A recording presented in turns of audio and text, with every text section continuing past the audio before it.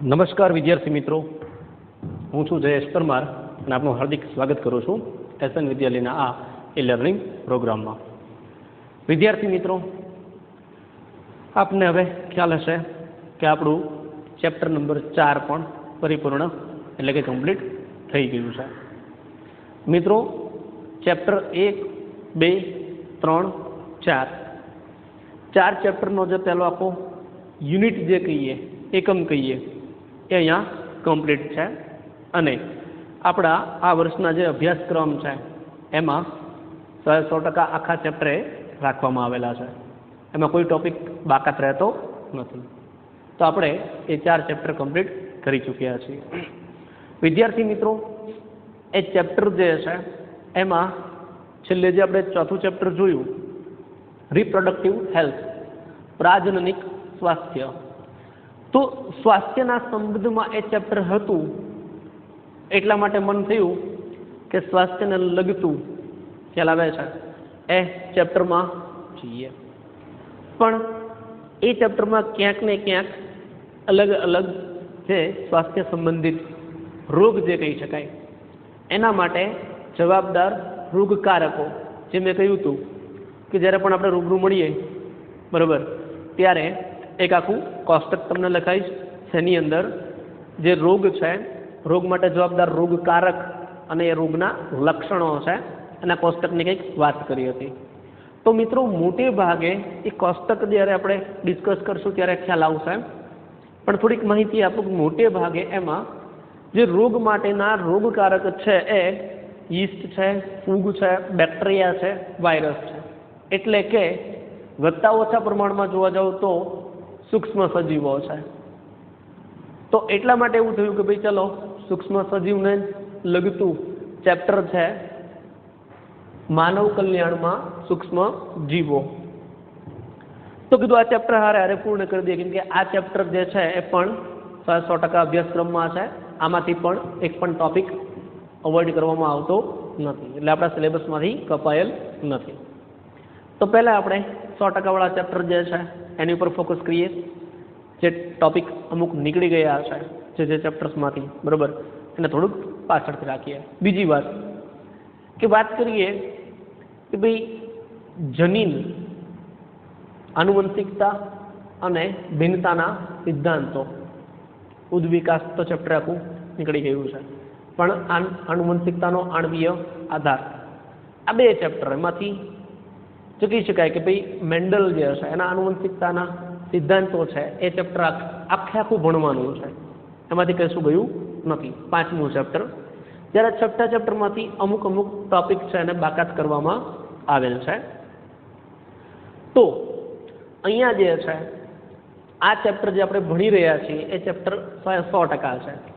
હવે આનુવંશિકતાના સિદ્ધાંત જે છે, ભિન્નતાના જે કંઈ સિદ્ધાંતો છે, બરાબર, એ ચેપ્ટર પણ આપણે ચાલુ કરી દે. પણ એ ચેપ્ટર અને એનો આણ્વીય આધાર જે હશે, આ બંને ચેપ્ટર અને ત્યારબાદ બાયોટેકનોલોજી 1 અને 2, એમાં ક્યાંક ને ક્યાંક એવું છે કે સૈદ્ધાંતિક માહિતી સાથે પ્રાયોગિક માહિતી હોય તો વધારે અનુકૂળ ગણાય, બરાબર. તો મને જ્યાં સુધી આશા અપેક્ષા છે ત્યાં સુધી કે આ સૂક્ષ્મ સજીવો, માનવ કલ્યાણમાં જે છે સૂક્ષ્મ જીવો, આ ચેપ્ટર કમ્પ્લીટ કરતાં સુધીમાં તો આપણે ફિઝિકલી સ્કૂલ છે, ભલે ઓછા સમય માટે પણ એની શરૂઆત થઈ જશે, બરાબર. તો રૂબરૂમાં એ જનીન વિદ્યાના ચેપ્ટર લઈએ તો વધારે યોગ્ય ગણાય, કેમ કે આ ચેપ્ટર્સનું માર્કિંગ વેઇટેજ પણ જોવા જઈએ તો એક્ઝામમાં વધુ છે અને માહિતીની દ્રષ્ટિએ પણ ચેપ્ટર જે છે ઊંડાણવાળા છે, ખ્યાલ આવે છે. તો એટલા માટે થયું કે ભાઈ એ ચેપ્ટરને પેન્ડિંગ રાખીએ, રૂબરૂમાં ભણીએ તો વધારે સારું. એટલે એ ચેપ્ટરમાં નથી જતા સૂક્ષ્મ જીવો છે માનવ કલ્યાણમાં શું ફાયદો કરી આપે, એમનો ફાળો શું હોઈ શકે, એ ચેપ્ટરમાં આપણે સ્ટાર્ટઅપ કરીએ છીએ, એમાં દાખલ થઈએ છીએ. આ ચેપ્ટર પણ પૂરું થાય ત્યારબાદ જે કંઈક પર્યાવરણના ચેપ્ટર છે એની તરફ જોવાનો વિચાર છે કે ભાઈ વસ્તુ એવી છે કે અત્યારે એવા ચેપ્ટર ઉપર ફોકસ કરીએ મહત્વના જે ચેપ્ટર છે માનો કે પ્રજનન તંત્ર છે તો એ ચેપ્ટર તો આપણે હારે હારે સપુષ્પ વનસ્પતિમાં પ્રજનન છે એ તો લઈ જ લીધા છે, એ આખું એકમ કમ્પ્લીટ કરી દીધું છે, બરોબર. પણ કહેવાનો મતલબ કે હાલના તબક્કામાં થોડીક સ્પીડ સાથે કહીએ તો આ પર્યાવરણના ચેપ્ટર છે, સૂક્ષ્મ સજીવોવાળા ચેપ્ટર છે, આની અંદર કેવું છે કે થોડી ઘણી પાયાની માહિતી તો તમારી પાસે હોય અને ચેપ્ટર છે ઝડપથી આ વિડીયોના માધ્યમ દ્વારા પણ સમજી શકાય.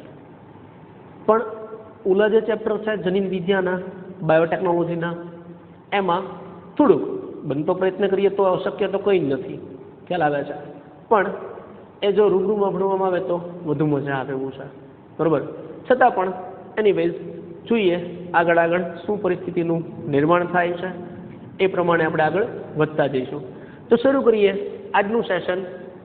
સૂક્ષ્મ સજીવો છે એ માનવ કલ્યાણમાં શું ફાળો આપી શકે, એટલે કે માનવ કલ્યાણમાં સૂક્ષ્મ જીવો, ચેપ્ટર નંબર 10 છે.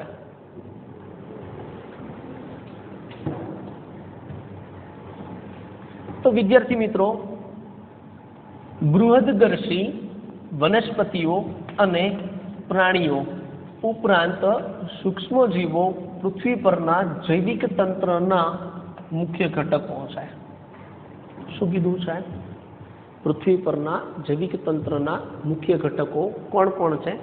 બૃહદદર્શી વનસ્પતિઓ એટલે કે બૃહદ મોટી વિશાળકાય વનસ્પતિ હોય તે, પ્રાણીઓ, એ ઉપરાંત સૂક્ષ્મ જીવો. ત્યાં સુધીના સૂક્ષ્મ જીવો, કદમાં નાનું હોય એવું નહીં, પણ જે કદાચ નરી આંખે ન દેખાય એવા પણ પૃથ્વી પરના જૈવિક તંત્ર છે એના મુખ્ય ઘટકો છે એવું કહે છે.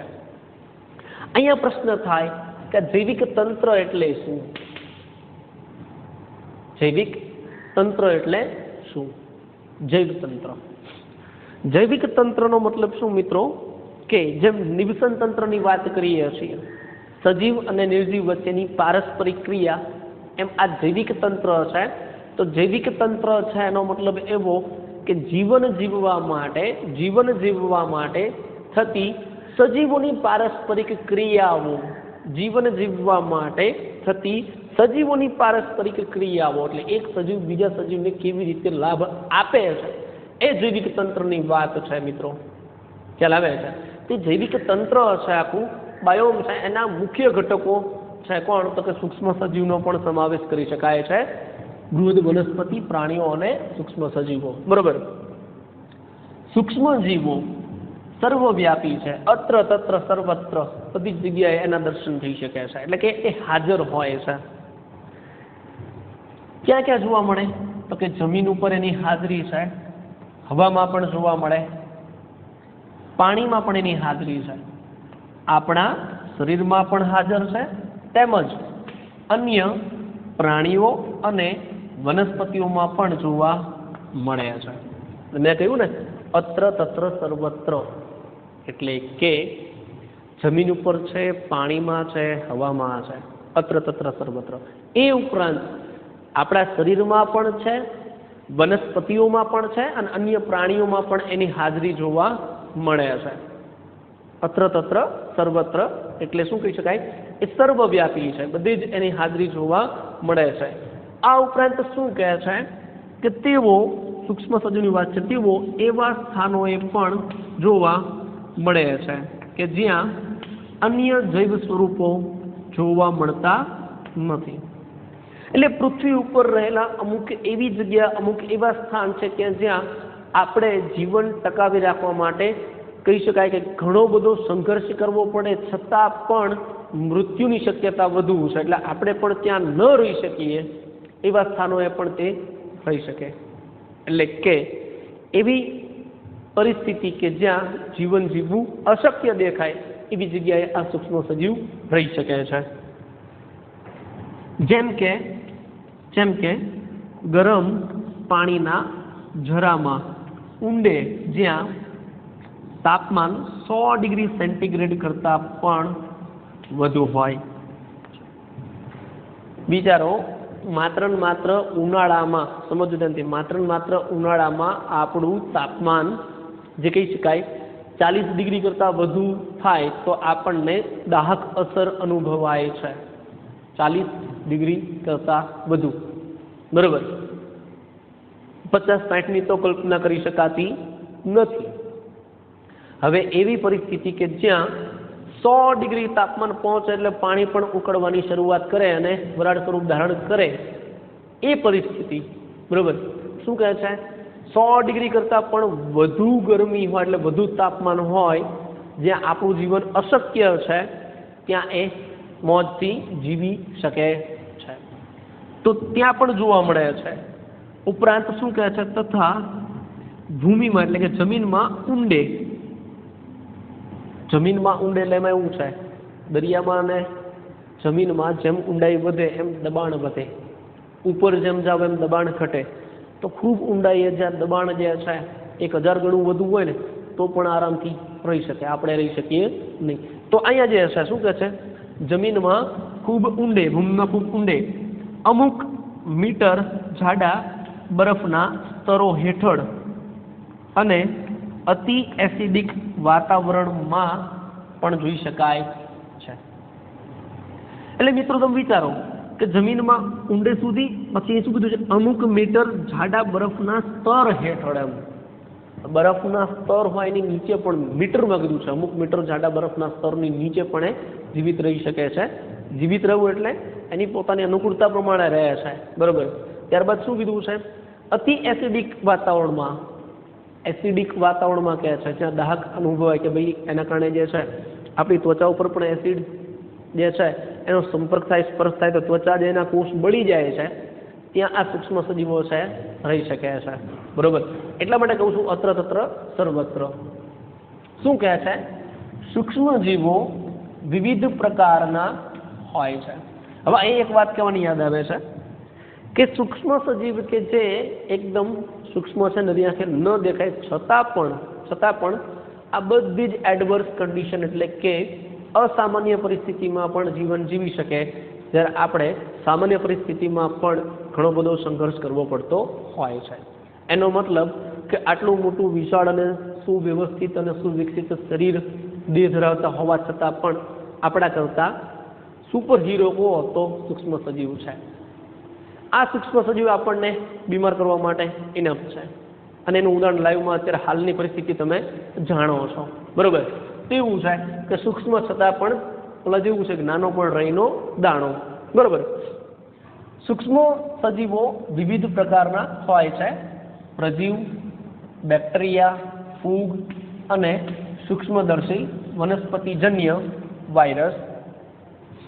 ઉપરાંત વિરોઇડ, પ્રિયોન પણ કે જે પ્રોટીનમય ચેપીકારકો છે.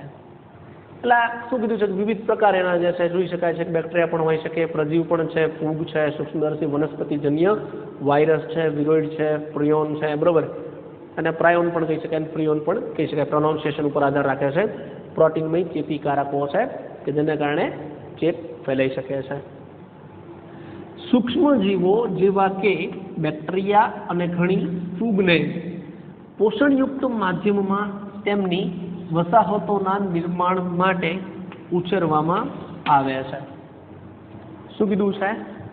કે સૂક્ષ્મ જીવો જેવા કે બેક્ટેરિયા છે અને ઘણી પ્રકારની ફૂગ છે, અને પોષણયુક્ત માધ્યમમાં એટલે એક એવું માધ્યમ તૈયાર કરવાનું કે જેમાં એની જે જરૂરિયાત છે એ જરૂરી પોષણ એમાં હોય, પોષક તત્વ, બરોબર. માધ્યમમાં તેમની વસાહત એટલે એની કોલોનીઝ તો ઇંગ્લિશમાં ફેમિલી, એનો જથ્થો એમ, એનો સમૂહ કહેવાય એમ, બરોબર. તો તેમના વસાહત જે છે એના સમૂહો છે, વસાહતો છે, કોલોનીઝ છે, એના નિર્માણ માટે ઉછેરવામાં આવે છે. એટલે એ કેવું છે? અત્ર તત્ર સર્વત્ર રહી શકે છે. તો એને જે ખોરાકમાં જોઈએ છે, એના માટે જે પીએચ યોગ્ય જોઈએ છે, એના માટે જે યોગ્ય વાતાવરણ જોઈએ, તાપમાન જોઈએ છે, દબાણ, આ બધી જ પરિસ્થિતિ યોગ્ય રાખી અને તમે બહાર તરફ પેટ્રી પ્લેટ હોય એમાં અગર માધ્યમ અથવા તો લિક્વિડ માધ્યમની અંદર એનો જો ઉછેર કરવામાં આવે તો એકમાંથી એની વસાહતો એટલે કોલોનીઝ જે છે જે નરી આંખે જોઈ શકાય, એક સૂક્ષ્મ સજીવ ના જોઈ શકાય, એની વસાહતને તમે જોઈ શકો છો, એના સમુદાયને, તો એનો ઉછેર કરવામાં આવે છે, જેને નરી આંખે જોઈ શકાય છે. મેં કીધું ને, એકને ના જોઈ શકાય પણ એના સમુદાયને જોઈ શકાય, એની કોલોનીઝને જોઈ શકાય. આવા સંવર્ધિત માધ્યમ સૂક્ષ્મ જીવોના અભ્યાસ માટે ઉપયોગી છે। સૂક્ષ્મજીવો છે એના અભ્યાસ માટે એટલે કેવું કે દાખલા તરીકે ઉદાહરણ આપું, આ જે છે પેટ્રી પ્લેટ છે, કાચની પ્લેટ, તો આ પ્લેટની અંદર યોગ્ય માધ્યમ હોય એટલે કે યોગ્ય રીતે પોષક તત્વ હોય તો એની અંદર છે એની વસાહત જોવા મળે, કોલોનીઝ, જેને નરી આંખે જોઈ શકાય છે। તો આને જે છે એની વસાહત અથવા તો કોલોનીઝ તરીકે ઓળખવામાં આવે છે, બરોબર। હવે આનો ઉછેર શા માટે કરવામાં આવે તો એના લક્ષણો જે છે એનો અભ્યાસ કરવા માટે, કે કેટલા પીએચએ જીવિત રહે, કેટલા પીએચએ મૃત્યુ પામે, એને કેટલું તાપમાન યોગ્ય છે, બરોબર, એના અભ્યાસ માટે એનો ઉપયોગ કરવામાં આવે છે, ઉછેર કરવામાં આવે છે। ને સૂક્ષ્મજીવો મનુષ્યમાં ઘણા રોગો પ્રેરવા માટે જવાબદાર છે। ઘણા બધા પ્રકારના રોગો છે અલગ અલગ જે મનુષ્યમાં થાય છે એના માટે જવાબદાર કોણ છે? સૂક્ષ્મજીવો। તેઓ પ્રાણીઓ અને વનસ્પતિઓમાં પણ રોગ પ્રેરે છે, એટલે માત્ર ને માત્ર મનુષ્ય નહીં પણ પ્રાણીઓ અન્ય જે કે છે અને મનુષ્ય સિવાયના અને વનસ્પતિ છે એમાં પણ રોગ માટે રોગકારક તરીકે વર્તે છે, જવાબદાર છે।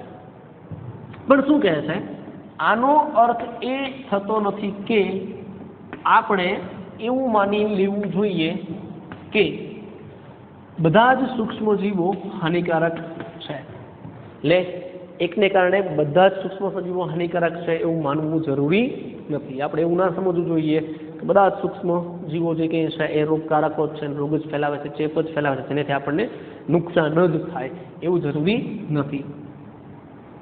કેટલાક સૂક્ષ્મજીવો મનુષ્યને વિવિધ રીતે ઉપયોગી છે, ઘણા બધા એવા સૂક્ષ્મજીવો છે કે જે અલગ અલગ પ્રકારે આપણને ઉપયોગી છે। માનવ કલ્યાણ માટે સૂક્ષ્મજીવોના કેટલાક મહત્વપૂર્ણ ફાળા માટે આ પ્રકરણમાં ચર્ચા કરવામાં આવી છે। શું કહે છે કે આ ચેપ્ટર જે ભણવાના છે એમાં એક ભ્રામક માન્યતા દૂર કરવાની છે। આ ચેપ્ટરમાં આપણે એક ભ્રામક માન્યતા દૂર કરવાની છે કે સૂક્ષ્મ સજીવો માત્ર ને માત્ર રોગકારક જ છે, રોગ ફેલાવવા માટે જવાબદાર છે। તો મિત્રો અહીં એવું છે, જરાક વાત કરીએ તો આજથી નહીં, આદિ અનાદિ કાળથી જે છે આ સૂક્ષ્મ સજીવો છે એ માનવ સાથે જોડાયેલા છે, બરોબર। રોગ માટે તો છે જ સમજો, પણ એવું નથી કે રોગકારકો જ છે। આના કારણે ઘણી બધી નવી નવી શોધ સંશોધનો થયા છે। આપણે મોટાભાગની મેડિસિન જે કહીએ, આપણું મેડિકલ જે છે, બરોબર, એની અંદર જે કરવામાં આવતી ટ્રીટમેન્ટ અને હાલમાં ઉપયોગમાં લેવાતી દવાઓ જે છે, એન્ટીબાયોટિક્સ જે છે, મોટા ભાગે આ સૂક્ષ્મ સજીવોમાંથી જ એક્સટ્રેક્શન એટલે કે મેળવવામાં આવે છે। ઘણી બધી બાબતમાં આપણને આ સૂક્ષ્મ સજીવો ખૂબ જ ફાયદાકારક અને ઉપયોગી છે।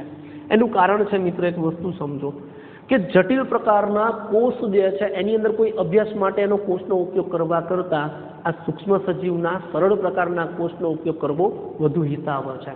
અને બીજું કે આપણી એક પરંપરાગત એક કહી શકાય કે ભાઈ કહેવત છે કે કાંટાથી કાંટો નીકળે જાય છે, કાંટાથી જ કાંટો નીકળી શકે એમ। તો એ એવું છે કે જે તે સૂક્ષ્મ સજીવો રોગકારક છે તો એના રોગની દવા પણ એવા જ પ્રકારના સૂક્ષ્મ સજીવમાંથી મળી શકે છે, તો આપણને ફાયદો પણ એ કરી આપે છે। તો આમ વિદ્યાર્થી મિત્રો, સૂક્ષ્મ સજીવોને આજ સુધી માત્ર ને માત્ર એક પર્યાપ્ત કહી શકાય કે ભાઈ પ્રબળ શક્તિશાળી રોગકારકો તરીકે આપણે એને સ્વીકારતા, પણ હવે આ ચેપ્ટર આખું પૂર્ણ થયા પછી આપણી માનસિકતા આ સૂક્ષ્મજીવો પ્રત્યેની બદલાવાની છે, કારણ કે સૂક્ષ્મજીવો માનવ કલ્યાણ માટે, માનવના ઉત્કૃષ્ટ સારા એવા જીવન માટે કેવી રીતે ફાયદાકારક છે, શું શું લાભ આપી શકે છે, એમનો મહત્વપૂર્ણ ફાળો શું છે, એ આ ચેપ્ટરમાં આપણે ચર્ચા કરવાના છીએ। તો વિદ્યાર્થી મિત્રો, અહીં સુધીના સેશન જે છે એમાં કહી શકાય કે ભાઈ ચેપ્ટર જે છે કઈ તરફ આપણે આગળ વધવાનું છે એની માહિતી છે, અહીં સુધી રાખીએ છીએ। નેક્સ્ટ સેશનમાં આપણે સૂક્ષ્મ સજીવોથી મળતા જે કંઈ લાભો છે, કેવી રીતે આપણને એ મહત્વનો ફાળો આપે છે, બરોબર, એનું યોગદાન જે છે એ આપણે ચર્ચા કરવાના છીએ. મળીએ વિદ્યાર્થી મિત્રો નેક્સ્ટ સેશનમાં વળી પાછા આ ચેપ્ટરના એક નવા ટોપિક સાથે. ત્યાં સુધી આવજો.